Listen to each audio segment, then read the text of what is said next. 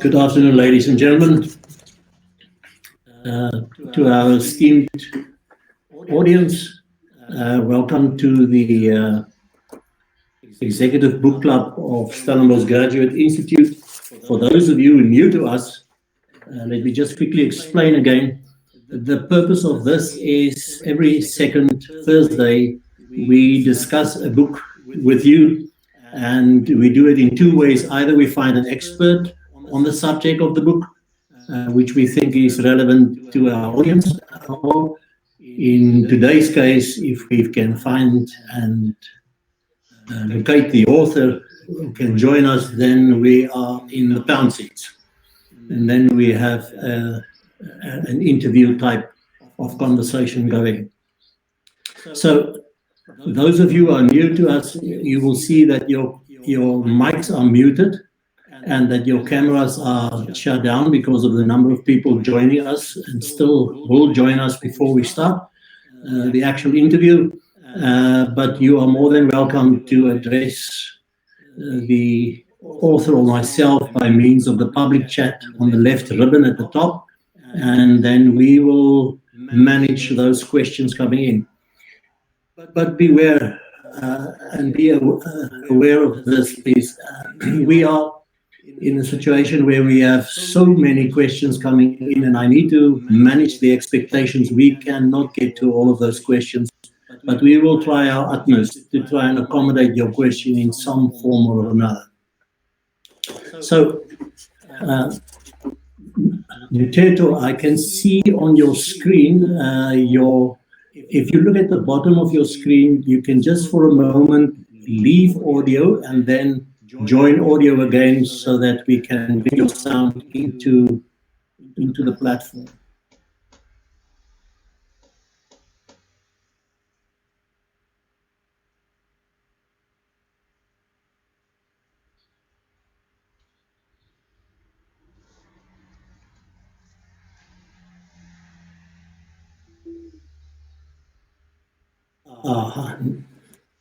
There you are. So if you now unmute, you are.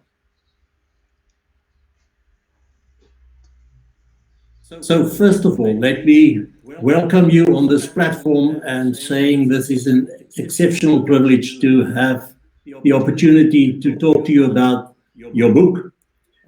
In brief to our audience, Mteto is the group CEO of Altron, a man whose corporate experience goes beyond 30 years and covering roles in many of the significant corporates in South Africa, like Afrox, MTN, Microsoft, and currently at Altron.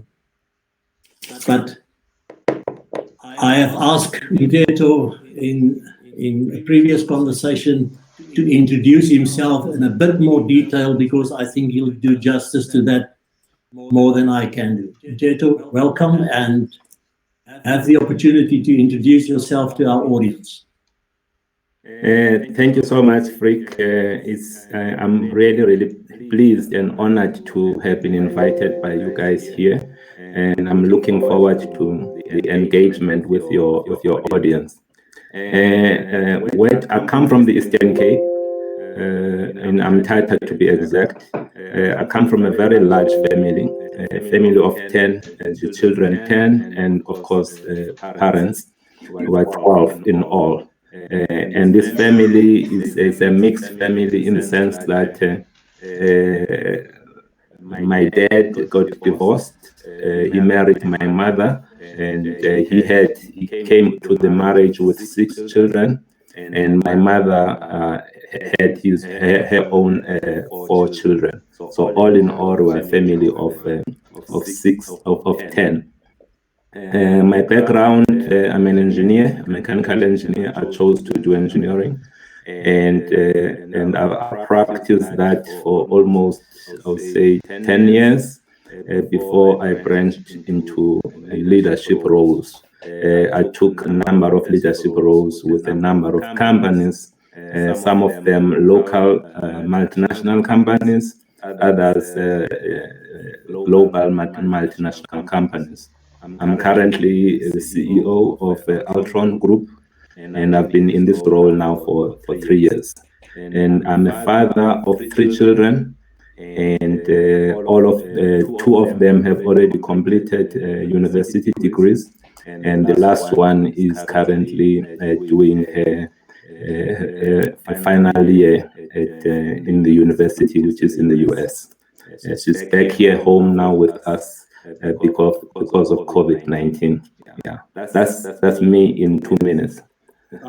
But we will extract more of yourself from the conversation and from the content of the book. So just in terms of the initial stuff, if I look at the author and the author's full names, your mother gave you some powerful names. Mteto suggesting law and order, Silumko being wise or maybe wisdom, and then even your last name, Mzukile.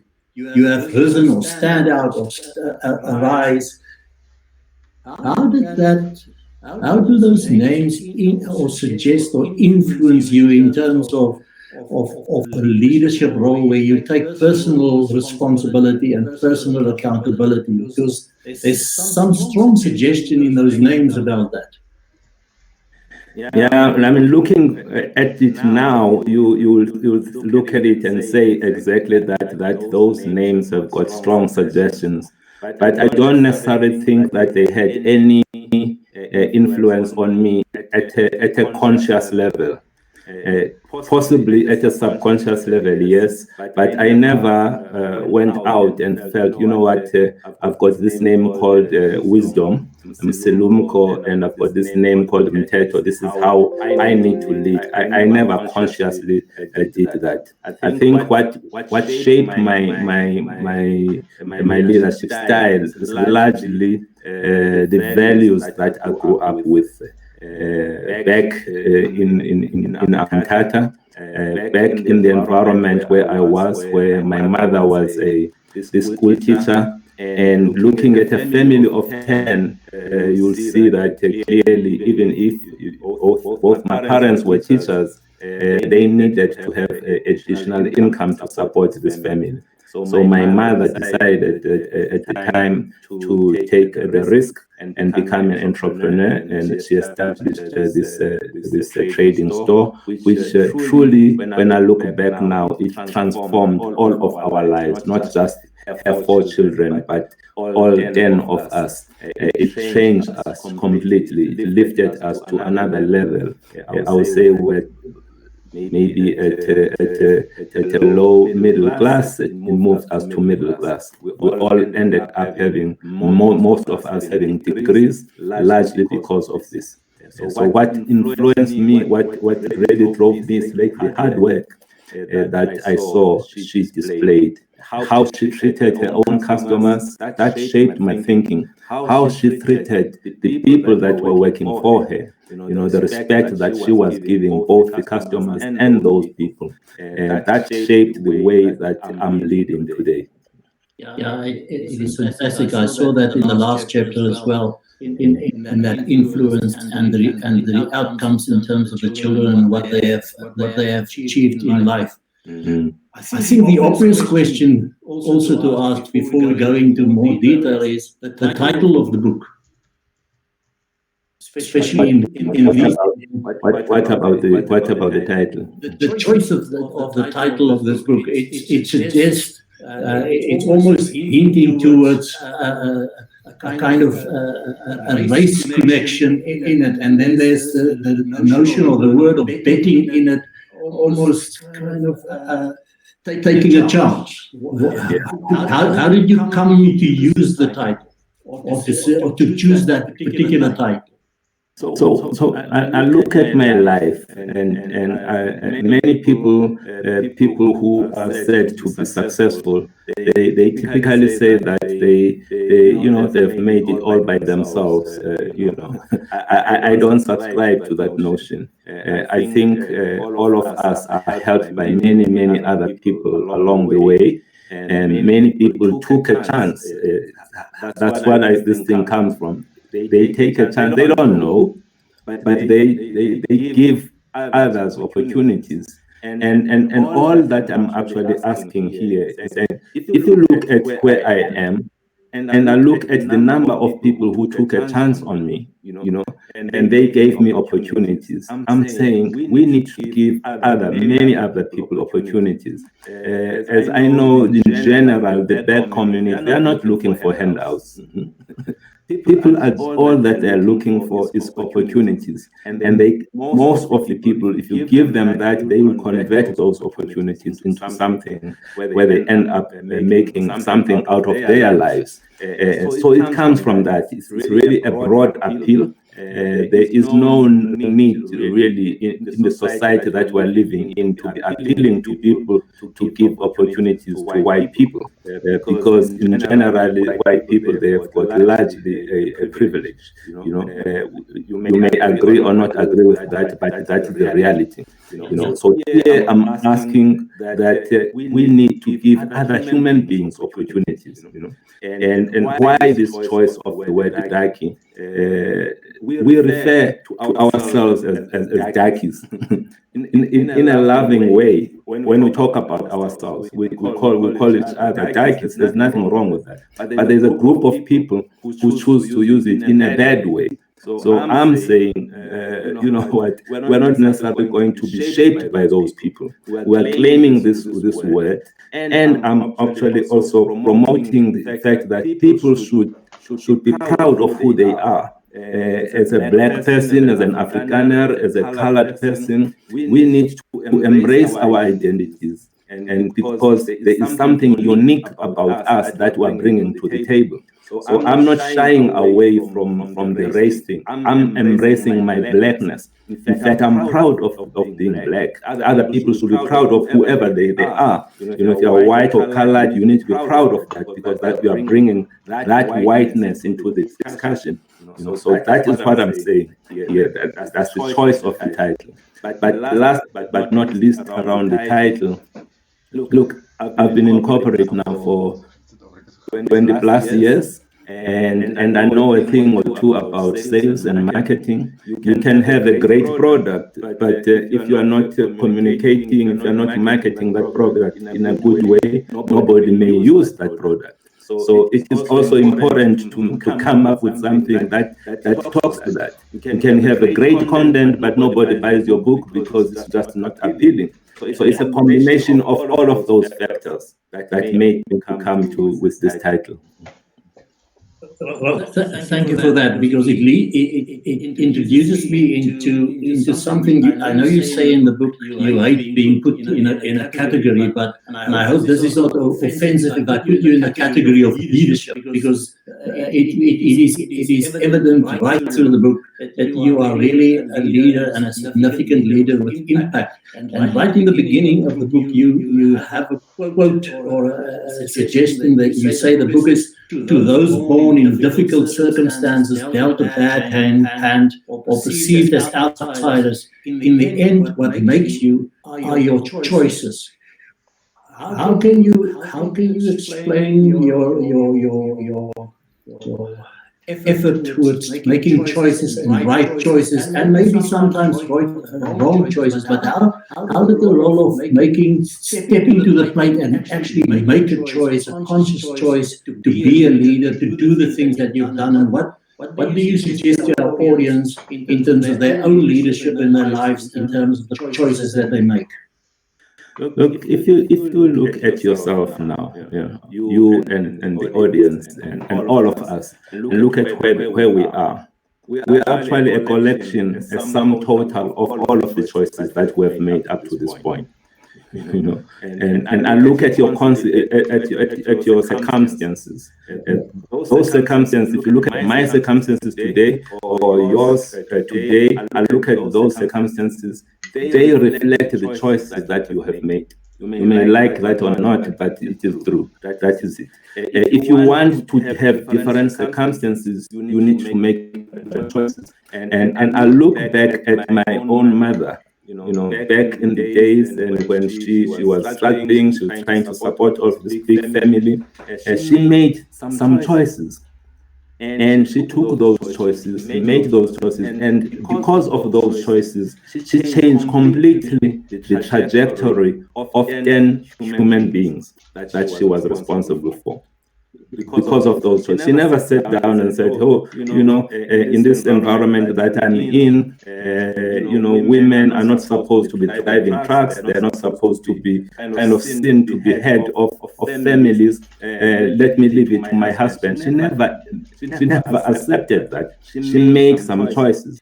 And because of those choices, she changed completely the trajectory of her life and our lives. So in my mind, you can rise above your circumstances largely because of the choices that you find yourself or the choices that you make. Some of the choices may be good choices, some of them may be bad choices. It doesn't matter. At the end of the day, where you end up being is because of those choices. Key is to learn from the choices that are not so good, because those are helping us, like guiding us, moving us in the right direction. You always get the feedback from life around the choices, the good choices that you make. You see yourself progressing. That's good feedback coming from the universe to you. So in my mind, the key to everything is not you look around, you look at your circumstances, you give up.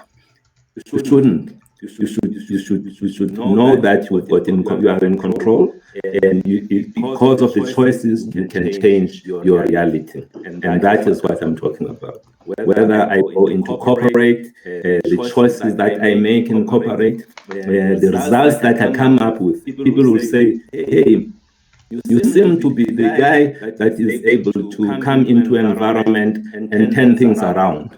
But it's precisely because of the choices that I make. Some of those choices is to come up with a vision that is much more inclusive. Everybody is able to see themselves when they look at this vision.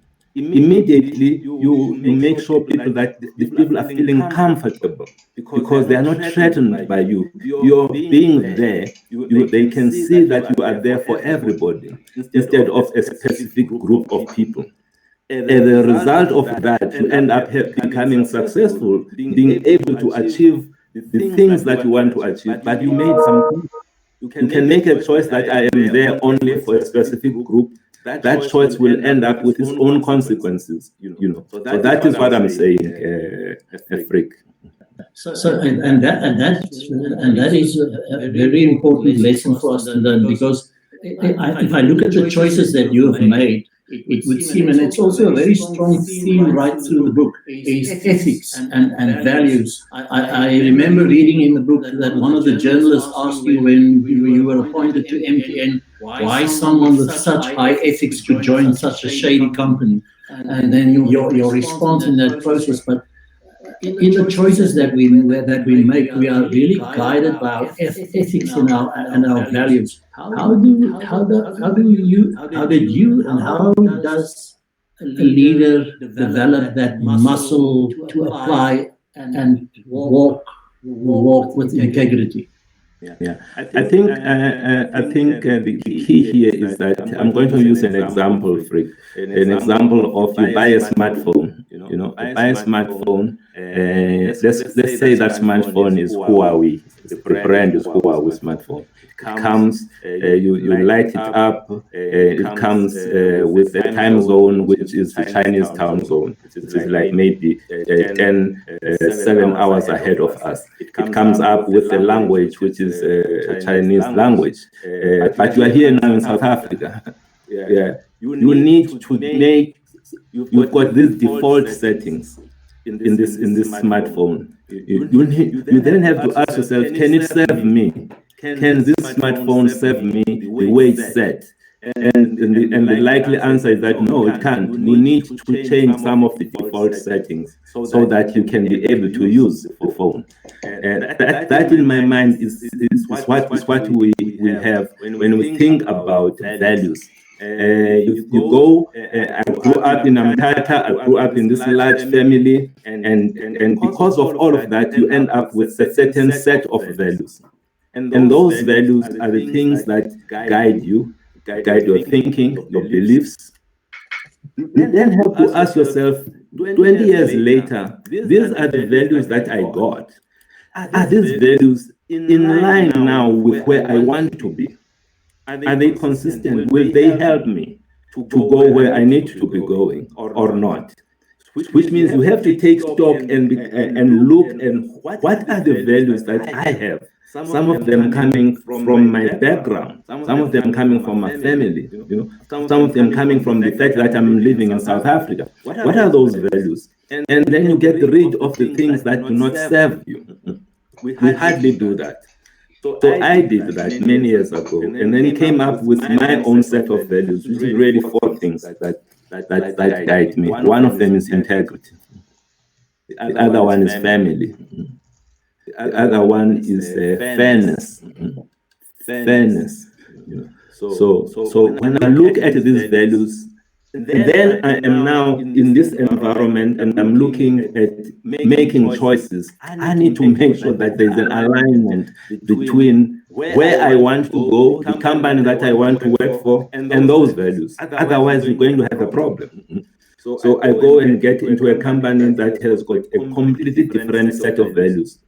There is no right or wrong, but they are different from mine. Clearly, there's going to be being uncomfortable around this thing. So for me, the values are the base of everything. I go to an organization, people ask me, yeah, you go to Altron, this was like an Afrikaner organization. How have they accepted you in Altron?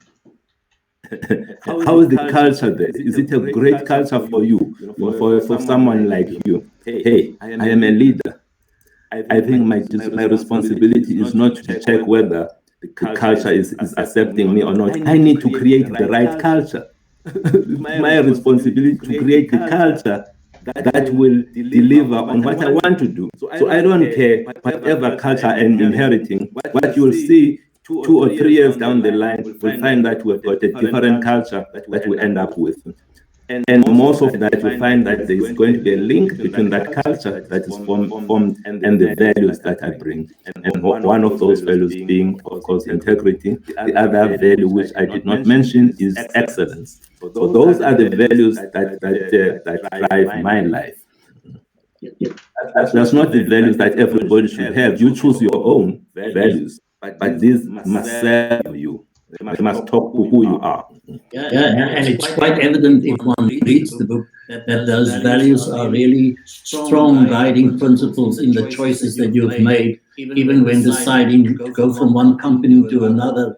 But you talk of culture in this space, and you seem as a leader to really understand the importance of culture, of a culture that is required to execute on the strategy of a company and to assist in the long-term and even short-term goals of the company.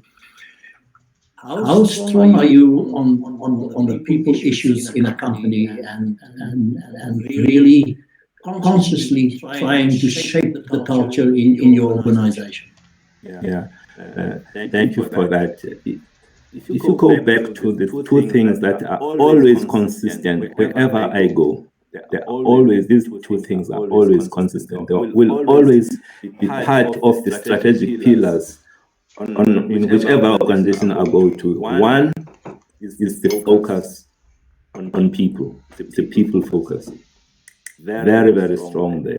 And linked to that is values, creating the culture. I think there's someone who said something along the lines that culture will eat strategy for breakfast. I think somebody something along that line. That may be true, but I don't necessarily, you take some of these statements, and these statements, you are given these statements as being the truth. I'm asking people to always question things because in my mind, you put strategy there and you put culture there. In my mind, it's one and the same thing. To me, the culture is the strategy. It's not there's a strategy that side and then there's culture this side. Culture is the strategy. This culture is the thing that you use to execute. to get where you want, because it's the environment that you create. What people are focusing on, what is it that they are focusing on within the company? If they're focusing internally on politics within the company, that's what you are going to get. If they're focusing on customers, continuously trying to find ways to serve those customers better, you get a different set of results. All of that goes back to the culture. And at the core of that culture is the values that you embed in the organization. Here in Altron, we started from scratch, threw away all of whatever values we found there, and we came up with our own, starting from the ground up, our new set of values that now we are living those values. And they were shaped and formulated by the team. It was not a Mteto thing here coming with the values. No, they came up with a set of values. And those values are capturing two things. They are capturing the things that we are good at as a company. We want to make sure that we continue to be good in those things. In our case, the integrity or the ethic. Our employees felt that we are a strong ethical company. So we needed to keep that. But at the same time, they said to us, hey, during the time when we had problems in the company, we used to read about the problems of our company from the newspapers. We did not hear it from you as the leaders of the business. So meaning, as a company, you are not open, and we can even go to the extent of saying that maybe you are not as honest. So you'll see a value saying openness, honesty, and integrity. It's capturing our aspirations, the things that we want to be good at, and also the things that we are good at. It talks about embracing diversity and inclusion. They told us, our employees, that they look up the organization, all they see is white, male, over the age of 55. That's what they see. They cannot relate. If I'm a woman looking up, I just cannot relate with what I'm seeing there. If I'm an Indian looking up, I just cannot. So when you're talking about embracing diversity and inclusion, it comes from what our employees were saying we need to change as a company. Maybe one last example. They say that we are so good when it comes to delivering service to our customers. Great. We get things done. We go out of our way to fix things for our customers. So there's a value says we get things done, getting things done. But they also said we need to have fun in this company. We cannot just have one without the other. Let's bring back fun. So this value now we have a value saying getting things done whilst enjoy doing it. Bringing the element of fun. So that's how we came up with our set of values, which are now guiding the company. So to me, the culture is going to be driven largely by that, by those values. And the culture is actually our strategy. It's at the core of our strategy. Excellent. Thank you for that. That's very informative and strong confirmation of what we many times teach in theory, but we seldom see in practice happening. You spoke a bit earlier about vision, and if I understand your book and what you have wrote about correctly, and what you referred to in terms of the vision from your mother's side. What role does vision play in your life? How big do you think, and how do you employ creativity in thinking big and trying new things and challenging old ideas? What role does vision play in your life? So vision plays a role in my life, but it does not. There's something else which is more than the vision. That something else is the purpose.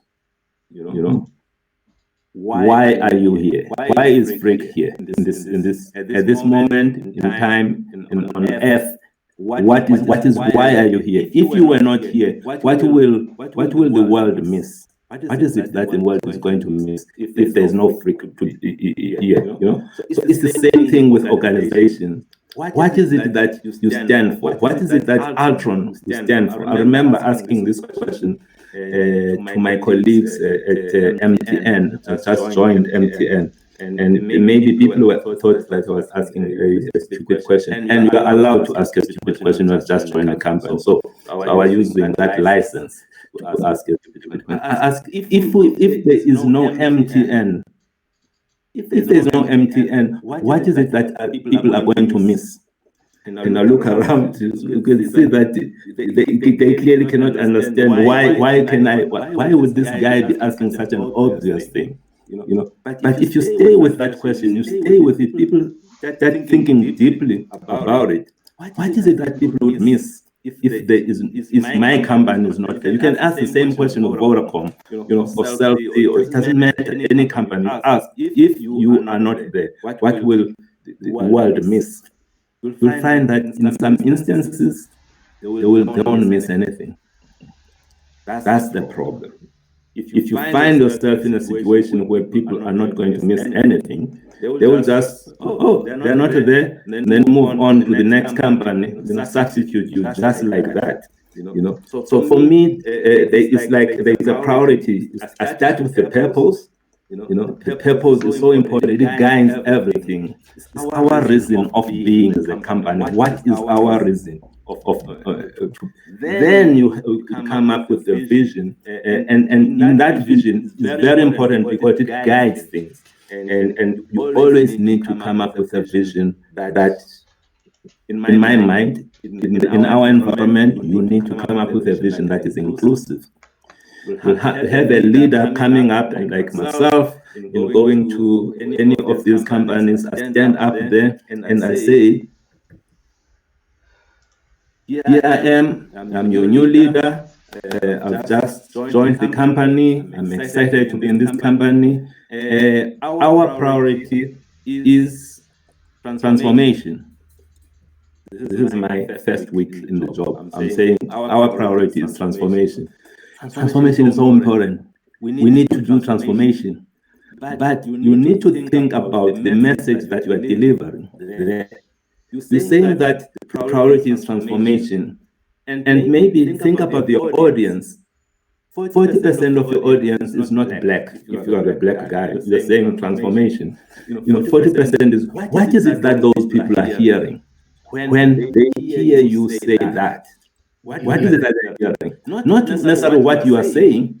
What is it that they are hearing? They may be hearing, in my mind, I think they are hearing that we do not have a future in this company.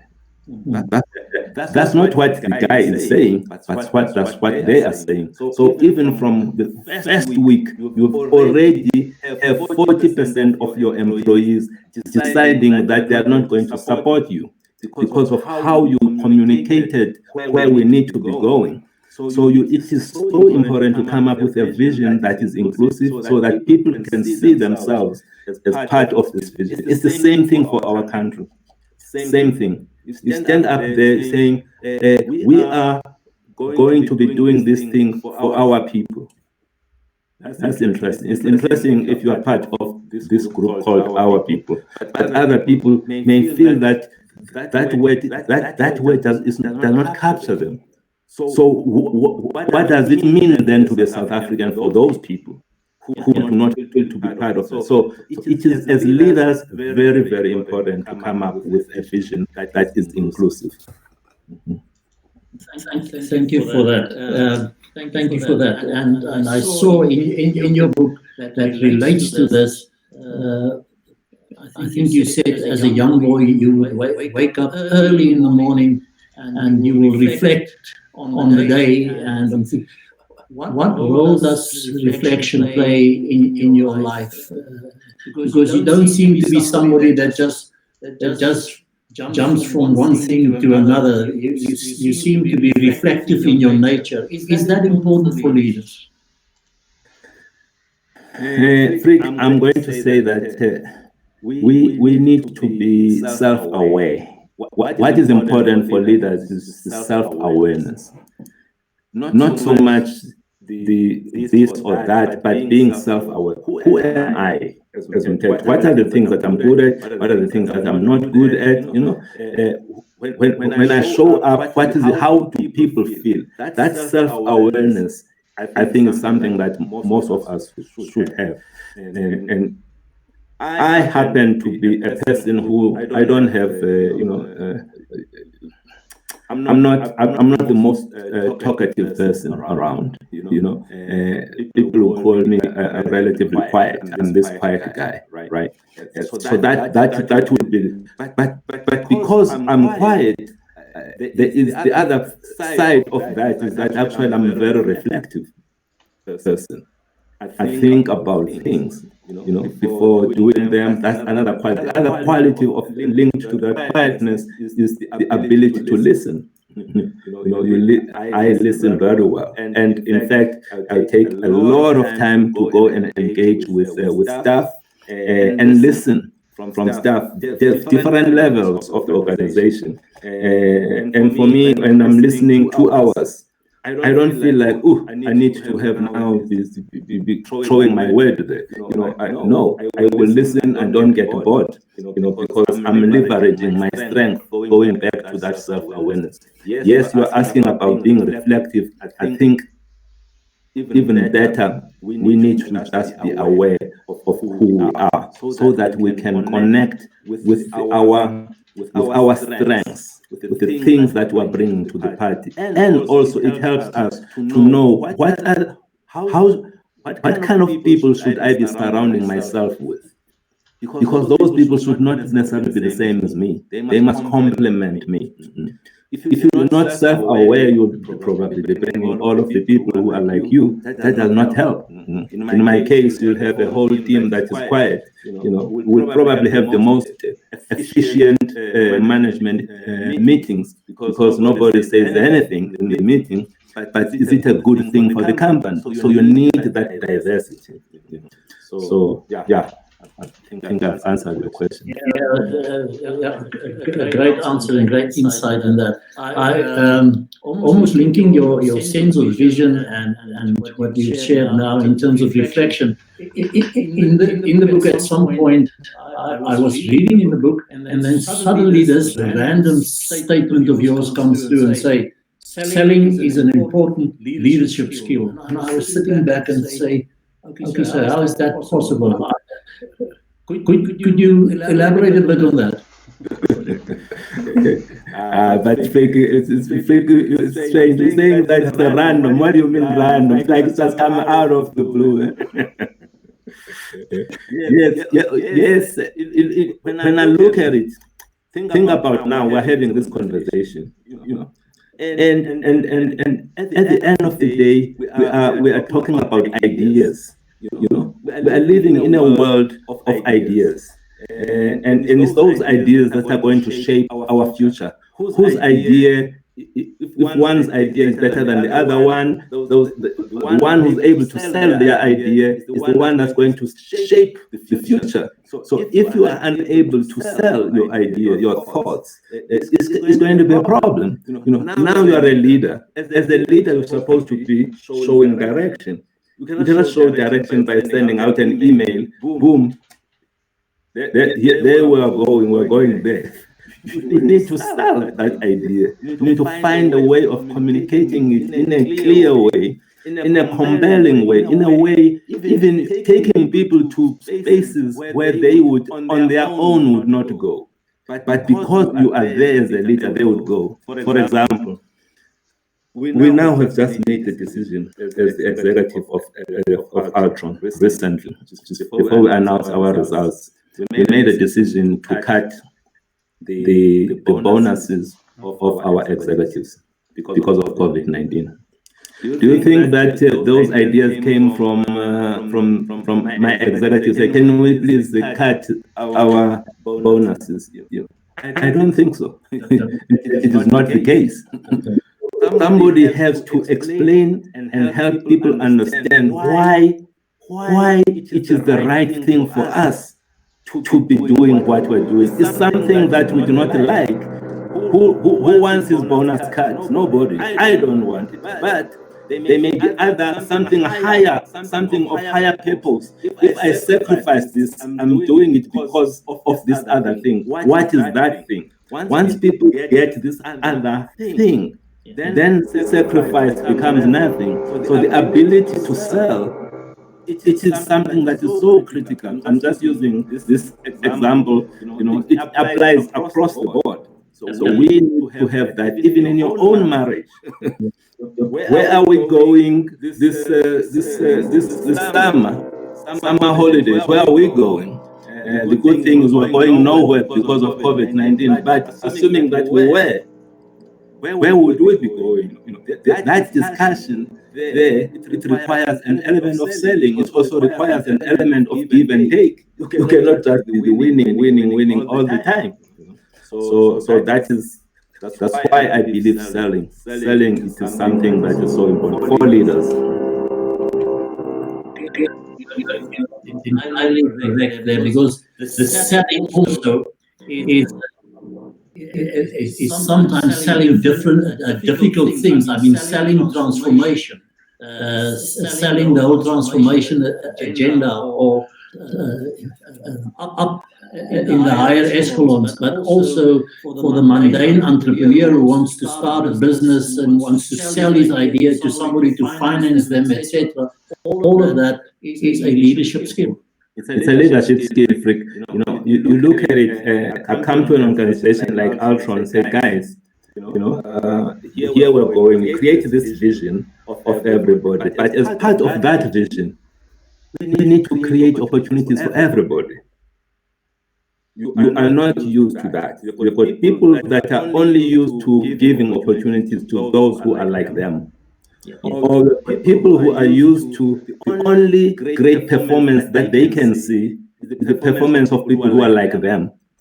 Somebody who's different, doing same or better, they are so blind to the performance of those people. Now you are trying to help them to say, open your eyes.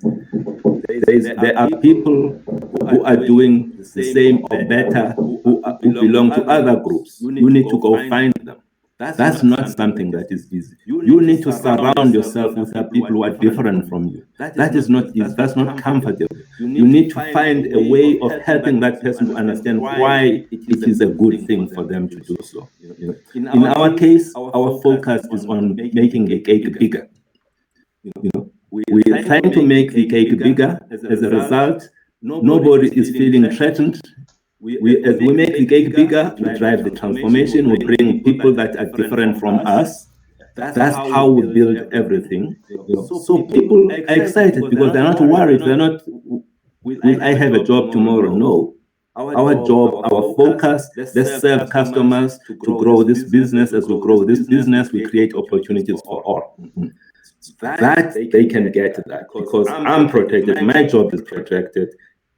It's a little sacrifice to now where I need to be. Okay, maybe initially I'm uncomfortable with bringing this black guy into my team, but it's a big sacrifice. When I compare to the bigger picture, the bigger picture being my job is secure, my family. When I look at all of that, this sacrifice is nothing. That is what we need to be, which means we should not be running away from dealing with things directly. We have to deal with these tough conversations directly, but also making sure that people are using accurate information. Most of the time we deal with these things, it's all rumors. People do not have all of the information. The job of managers is to share. Let's make sure that people are operating from accurate information so that they can make informed decisions. Mteto, thank you. Before I move into another theme of courage that I picked up in the book, to conclude this conversation on reflection and vision and selling, what is your vision for South Africa? How do we sell it to the world? And especially, what is the vision for business in South Africa as a strong role player in where we see this country going? So look, I look at the move that I made. I moved from MTN. I moved from MTN to take this role here. And some people may ask themselves, okay, how can you move from this company that is so big, going to a relatively small company, and a company that at the time they say is not a transformed company. And it was a family-led company. I'm saying it was because it's not now.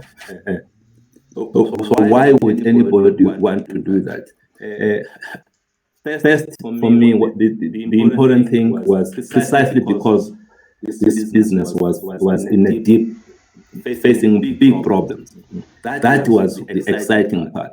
The fact that it needed to be fixed at a business level. It also the fact that I wanted, as part of the work that I do, I wanted to create an environment where we can look at this thing in a few years and say, wow, I wish South Africa was like this. Here you have an organization where everybody feels like they are part of it, not only just one segment.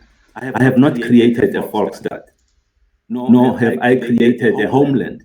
I've created an organization where everybody feels like they are part of it and they are contributing to the success of this thing.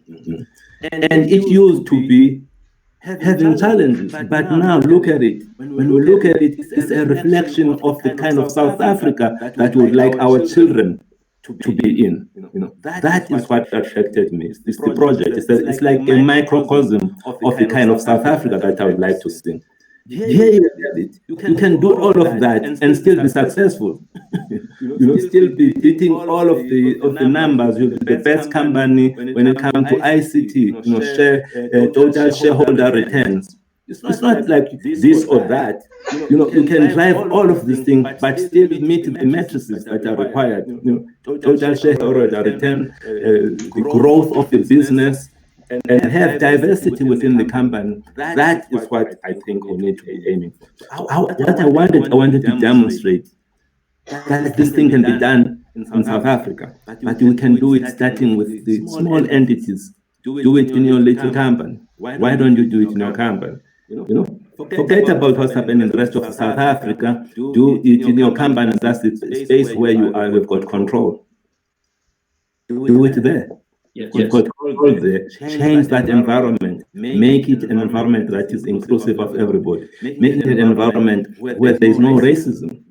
Make an environment where white people feel like they still have a future in that company. Create that environment. You have that responsibility as a leader. We all have those responsibilities. So that's the kind of South Africa that I would like to see, the one that we are currently building. I'm saying we because it's not Mteto. Me and my team that are building this company, this kind of thing in Altron. I think saying that you build a bridge to the theme of courage that I pick up. I think that one of the people in your book, Lukasi Mahlengozi, writes, he says, you're like a mother hen. You're fending off all the people, all the bullies, and you inspire them to stand up to the bullies and deal with the bullies. And as a leader, you are in a powerful position in your role that you play. How do you use that power wisely as Mteto, but also how should we as leaders in those powerful positions use it wisely? Yeah, they say that courage, when you look at the opportunities that are there, those opportunities either expand or shrink depending on the level of your courage. So which for me, courage is something that is so important. And I go to the environment where I am now. Just using that as an example, it applies in all of the other companies. You create an environment, you come up with a set of values. And to me, those set of values are like a constitution for that company. You have created and something that everybody, whether you are a leader or an employee, doesn't matter. We can hold each other accountable based on, hey, boss, but our values say this, you are doing that. Why? We can have that conversation without a problem, because those values give you the permission, whoever you are, to hold the other party accountable. That's like the Constitution. So that's how I look at it. So you create this environment, and we've got these values. You drive those values throughout the organization. You train everybody. We identify. Yeah, we've got this set of values, but let's also go deeper. Let's come up with behaviors that are associated with these values, and the behaviors that do not support these values, so that we can be able to call each other out when we see these values, or we can recognize each other when people are living the values. Come with all of that. But still, with all of that, you then have a situation where a junior employee would send me an email saying, Mteto, I have a problem. I have a problem in my environment. I've been trying to move from this department, but because I'm doing something so good, they want to keep me here. But that keeping me here, it means that I'm not moving up the organization, just as an example. So can you intervene? He has jumped, or she has jumped maybe 6 levels to come to me. I have an option there. I have an option to go and fix the thing for the person, and look like I'm this hero. Or I've got another option, which is the difficult option, but the one that we need to actually try and encourage. The option is say, have you had a discussion with your manager about this problem that you are telling me now?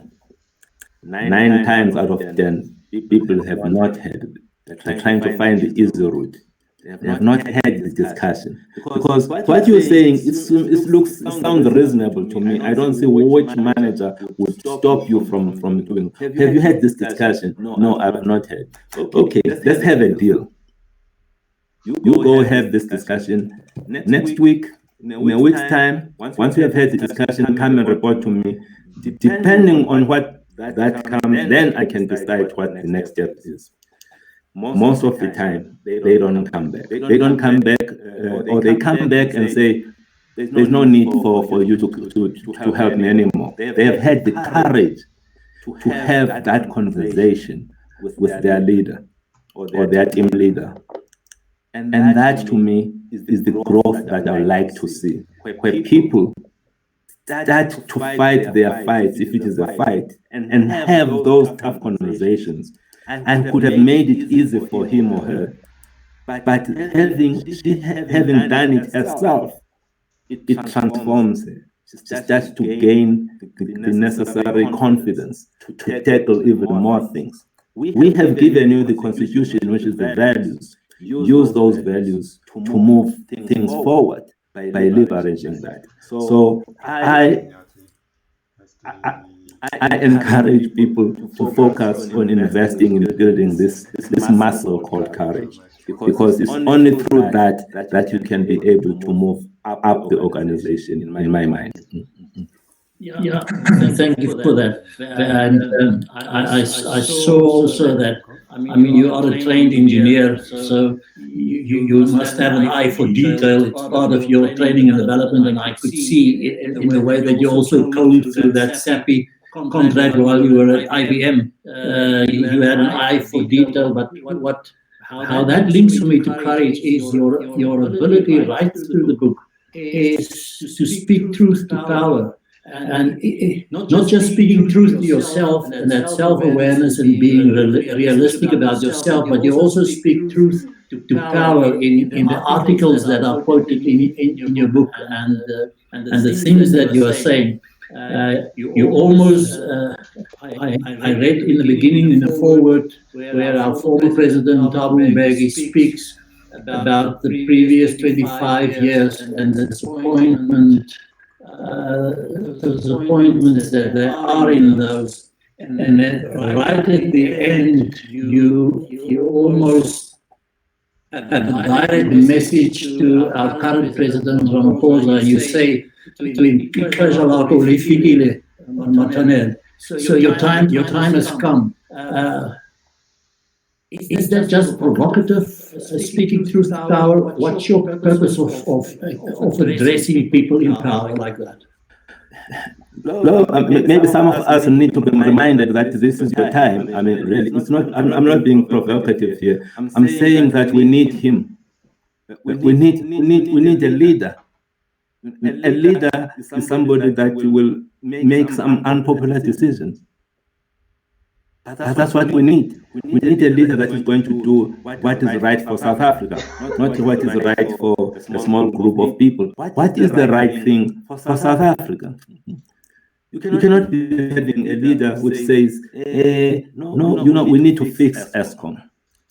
We all agree that we need to fix ESCOM. And then in the same breath, you say that as long as we do not lose jobs, anybody who has done any turnaround anywhere will tell you that before you turn around the business, you have to go through pain. And some of that pain may be to shed jobs, but you're shedding jobs as you turn things around and then you grow again. So if you now give somebody a mandate which says that fix, but let's not lose jobs, it's clearly a mandate of paralysis, that one, and hence we won't see us going anywhere. There's not going to be any improvement. That's just one example. There are many of those kind of things.